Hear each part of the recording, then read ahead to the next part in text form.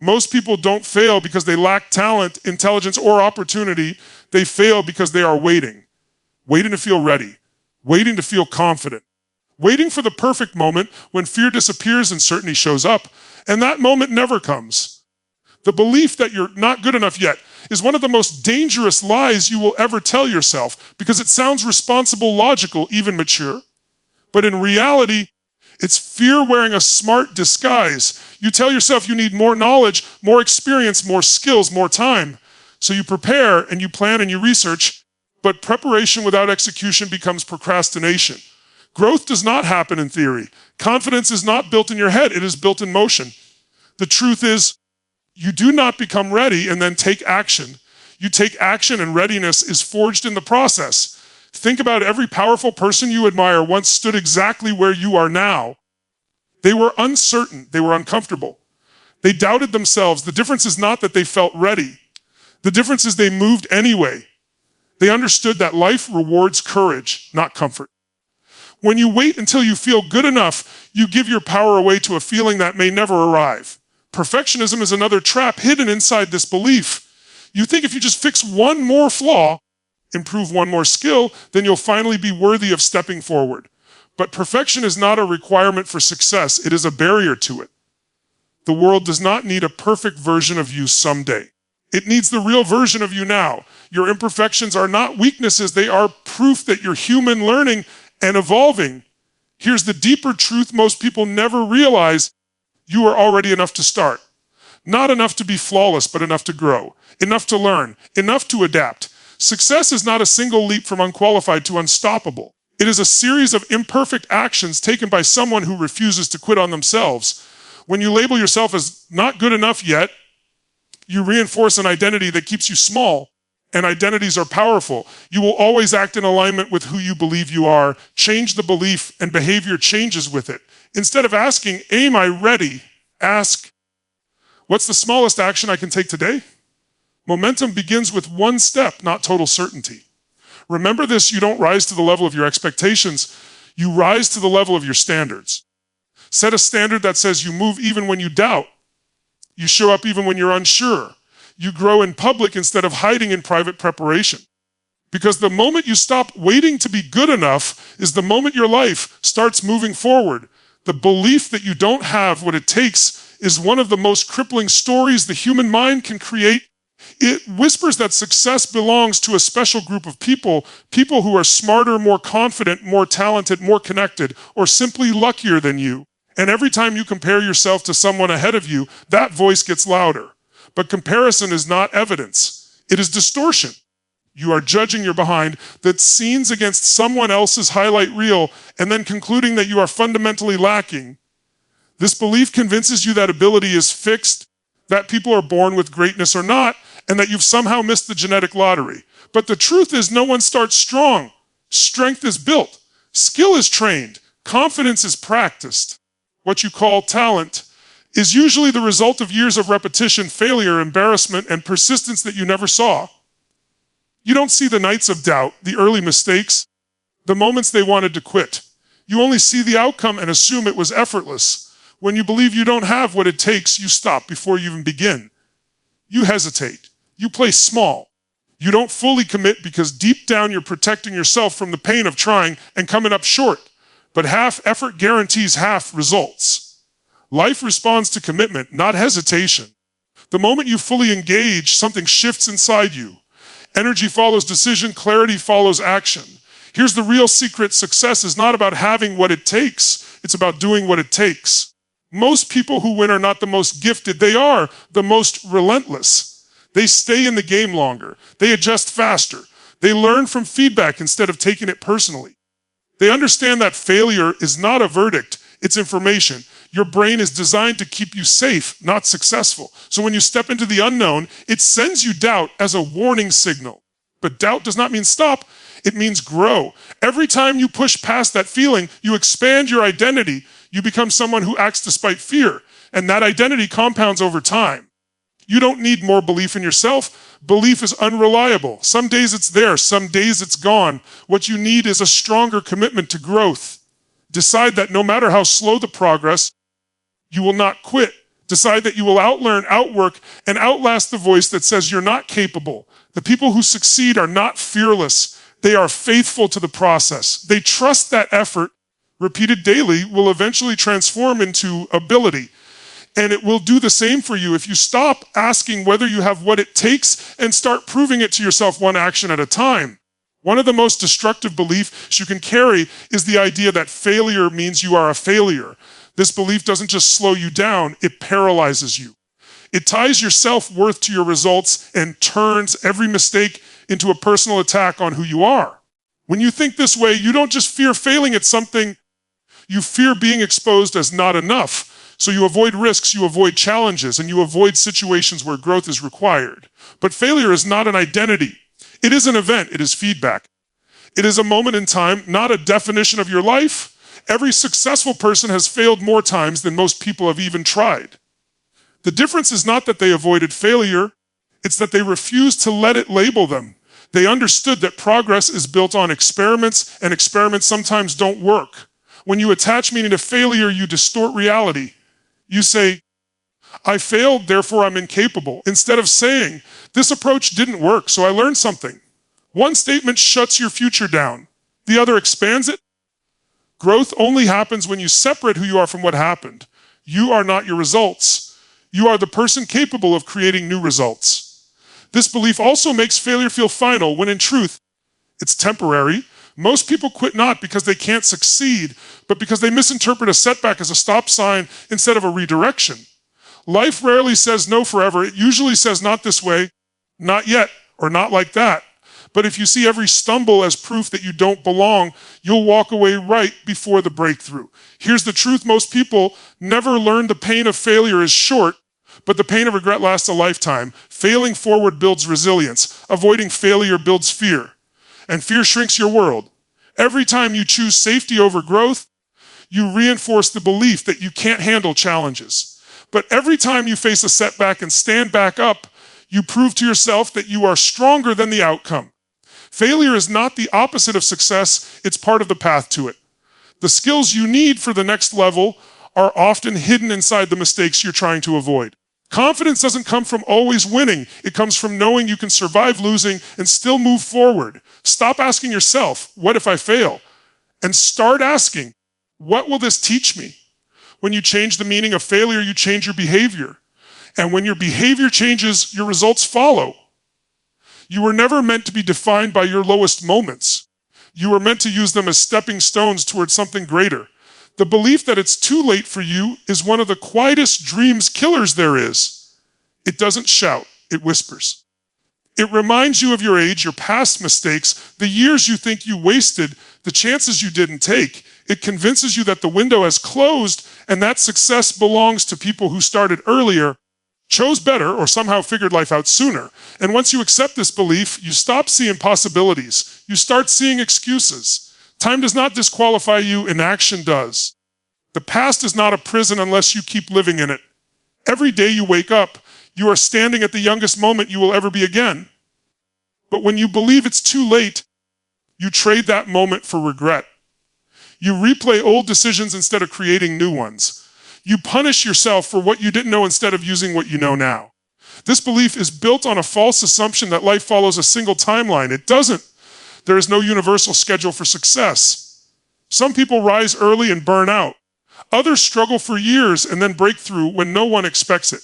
What matters is not when you start, but how fully you commit once you do. Momentum doesn't care about your age. It responds to your actions. Your past does not define your ceiling. It defines your foundation.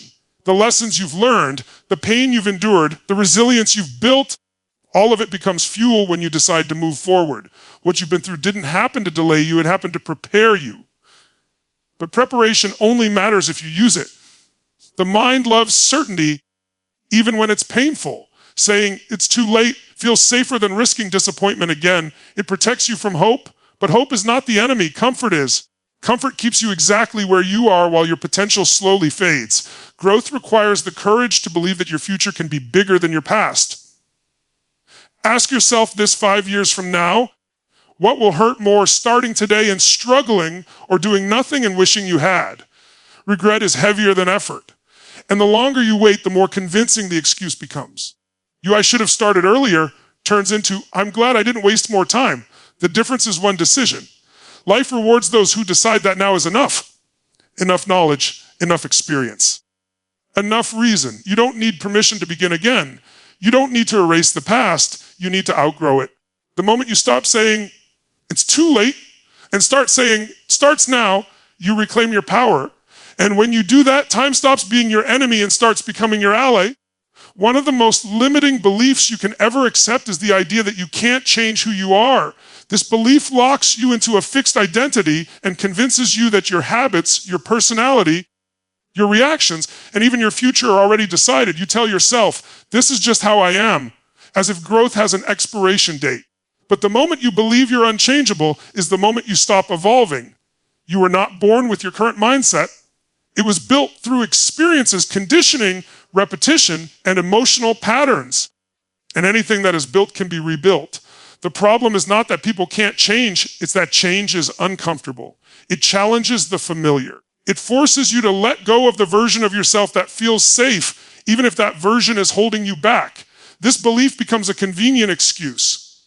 If you think you can't change, you don't have to try. You don't have to face failure. You don't have to confront your fears. But comfort has a cost. Every time you repeat the same behaviors, you reinforce the same results. And over time, that repetition hardens into an identity you mistake for truth.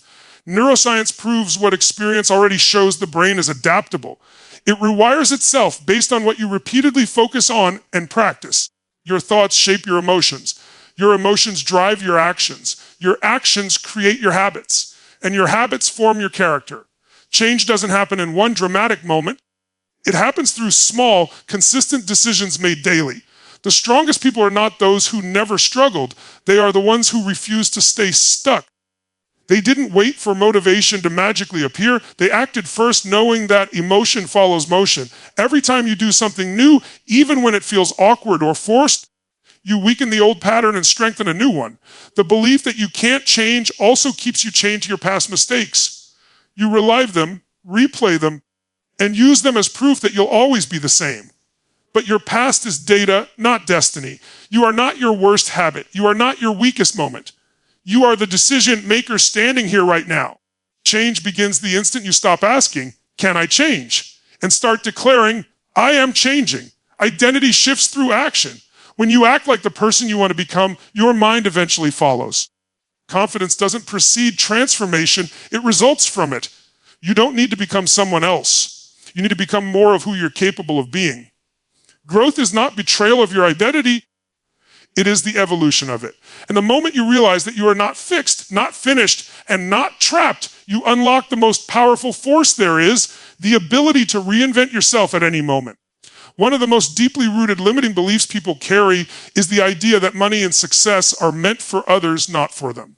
It often hides behind words like humility, contentment, or realism, but underneath it is a quiet sense of unworthiness. You see others winning, growing, and thriving, and part of you admires them, while another part pulls back, telling you that wanting more is selfish, greedy, or unrealistic for someone like you. This belief usually begins early.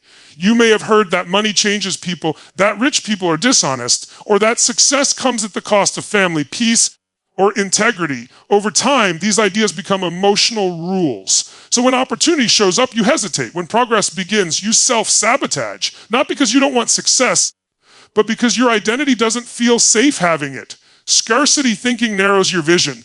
It makes the world feel like a competition where someone else's win means your loss. But success is not a limited resource. Opportunity expands with value. The more problems you solve, the more you're rewarded. Money at its core is simply a tool, a reflection of impact, contribution, and exchange. It amplifies who you already are. If you are generous, it allows you to give more. If you are driven, it allows you to build more. When you believe success isn't for you, you unconsciously reject growth. You undercharge. You settle. You stay in environments that no longer challenge you because they feel familiar. And familiarity feels safe even when it's painful. But playing slow does not protect you. It slowly erodes your confidence and keeps you from fulfilling your potential.